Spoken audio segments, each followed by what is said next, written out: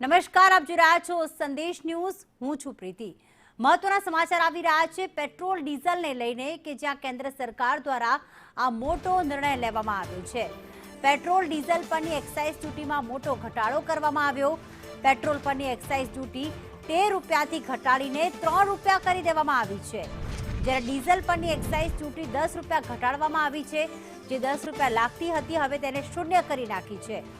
આ નિર્ણયથી ઓઇલ કંપનીઓને ખૂબ મોટો ફાયદો થશે।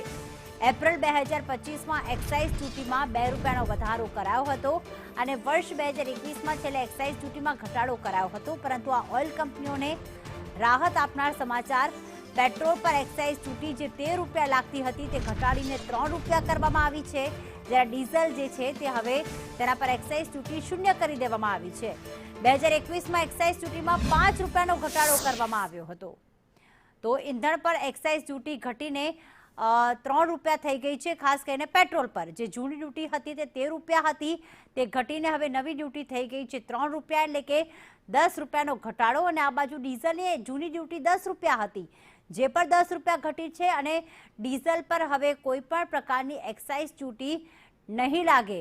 હાલમાં પેટ્રોલ ડીઝલ પર 10 રૂપિયાની એક્સાઇઝ ડ્યુટી ઘટાડવામાં આવતા ઓઇલ કંપનીઓને આ મોટી રાહત થઈ છે, જેના કારણે ઓઇલ કંપનીઓને લાભ થશે, તેમના પ્રોફિટમાં પણ વધારો થશે।